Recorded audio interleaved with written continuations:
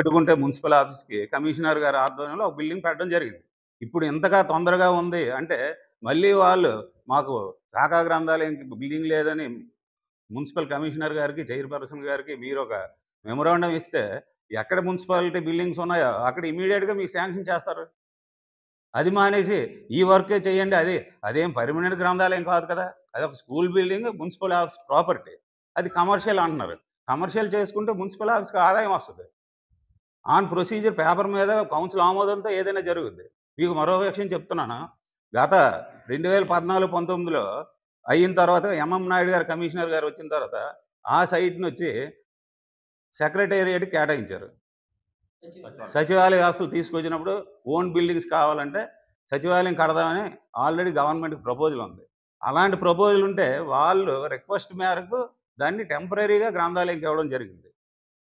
అంతేగాని ఆ గ్రంథాలయాన్ని ఏదో కమర్షియల్ చేసేద్దాం అనుకుంటే అది చేయడానికి నేనెవరు, ఇంకెవరు కౌన్సిల్ ఆమోదం ఉండాలి. బై ప్రొసీజర్ జరుగుద్ది. టెండర్‌కి పిలుస్తారు, ఆక్షన్‌కి వెళ్తారు, అన్నీ జరుగుతాయి. అది ఎలాగవుద్ది కమర్షియల్? మీరు ఏదైనా పెట్టుకోవాలనుకుంటే గ్రంథాలయం పెట్టుకోండి తప్పులేదు. మీ ప్రైవేట్ ప్రాపర్టీగా మీ పేరు మీద గ్రంథాలయం నడుపుద్ది. అంతేగాని శాఖా గ్రంథాలయం తీసుకెళ్ళి ప్రైవేట్ ప్రాపర్టీలో పెట్టేస్తాం. మేము నడుపుతామనంటే లైబ్రేరియన్ గారి ఇష్టం అయితే చెయ్యొచ్చు. ఎందుకంటే ఆవిడ గౌరవప్రదమైన ఉద్యోగంలో ఉండి, ఆవిడ ప్రతిపక్ష నాయకులు కలిసి, మరొక ప్రతిపక్ష నాయకులు కలిసి, అందరిని మీడియాని కలిసి, అందరితో ఇచ్చేసి, ఆవిడ లేనిపోని అపోహలు మీ అందరిలో ప్రజల్లో సృష్టిస్తున్నారు తప్పించి, ఆవిడ ఏ రోజు ఎమ్మెల్యే గారిని కలవలేదు. ఏ రోజు చైర్పర్సన్ గారిని కలవలేదు. కానీ గౌరవ మేము ఆ వార్డులో మా వార్డు పరిధిలో 29 వార్డు పరిధిలో ఆ గ్రంథాలయం ఉంది కాబట్టి, నేను ఇంటెన్షన్‌గా దాని మీద దృష్టి పెట్టి 2 సార్లు ఇంత అమౌంట్ శాంక్షన్ చేయడం జరిగింది.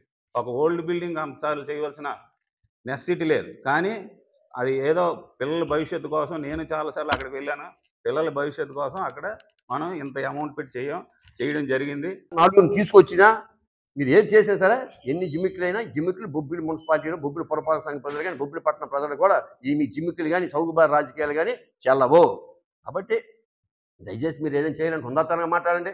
రోడ్ల మీద నడుస్తారు గుమ్ములన్నా అసలు మనం వెనక్కి కథ వేసుకోవాలి. ఎందుకు ఈ పరిస్థితి వచ్చింది? గత 15 సంవత్సరాల నిర్లక్ష్యం వల్ల ఈ గుమ్ములు కానీ గోతులు కానీ చెడిపోయిన వ్యవస్థ కుడి వ్యవస్థ బొబ్బిలి పట్టణం మురిగిపోయినటువంటి బొబ్బిలి పట్టణాన్ని ఈ 3.5 సంవత్సరాల్లో ముందు తీసుకువెళ్ళి మాకు తెలిసిన 2.5 సంవత్సరాల్లో రకరకాల పనులు చేసామని పత్రికా మీకు తెలుసు, ప్రజలకు కూడా తెలుసు. ప్రజలు మెచ్చుకుంటున్నారు.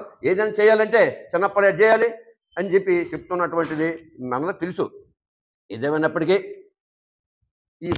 మేము అలా నిరహాధ్యక్ష ఇస్తే ప్రెస్ మీట్ పెట్టకుండా తెలిసిన విషయాలు తెలుసు ప్రజలకు అని చెప్పుకుంటుంటే తప్పు దోషులు అవుతామని మిమ్మల్ని అందరూ ఈరోజు ఇక్కడ కూర్చోబెట్టి ఈ కొద్దిపాటి విషయాన్ని చెప్పాలంటే బోల్డ్ విషయాలు ఉన్నాయి.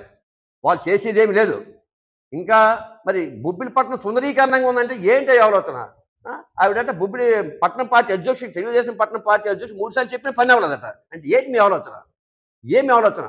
చైర్మన్ చెప్పామయ్యా 3 సార్లు పట్టించుకోలేదు అని అర్థం ఉంటుంది. పైగా ప్రైవేట్ బిల్డింగ్ బొబ్బిలి మున్సిపాలిటీ అది ఒక స్కూల్ బిల్డింగ్లో మనం తాత్కాలిక భవనం నొప్పుతున్నారు. గత పాలకుల్లో ఇచ్చారు. పర్మనెంట్ బిల్డింగ్ అంటే గ్రంథాలయ సంస్థను అడగా కలెక్టరేట్ ధర్నాలు గ్రంథాలయ సంస్థలో అయ్యా మాకు పర్మనెంట్గా ఒక కల్పించాలని అక్కడ అడగాలి తప్ప బొబ్బులు కూర్చుంటారా? ఈ నీచ రాజకీయాలు చేసుకొని అది తప్పు కాదు.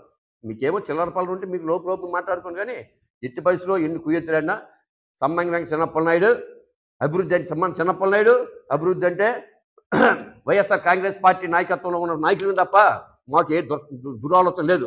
ఇన్ని కోట్లాది రూపాయలు వెచ్చించి వైఎస్ఆర్సీపీ ప్రభుత్వం పెడుతుంటే ఆఖరికి జాతీయ విద్య గురించి పెడితే మీరు చిన్న దీని గురించి స్ట్రైక్ చేస్తున్నారు.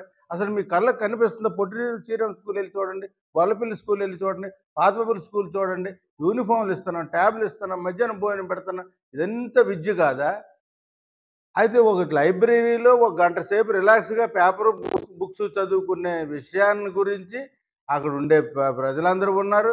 శాఖీ గ్రంథాలయం ఏంటంటే ఎక్కడ పెడితే అక్కడికి అద్దె కడుతున్నాం. అంతకుముందు అడిగితే తాండ్ర పేపర్ స్కూల్ ఇచ్చాం, బ్రహ్మాండమైన బిల్డింగ్ ఉండేది. అక్కడ మాకు వద్దు అనేసి ఎక్కడికి వచ్చారు?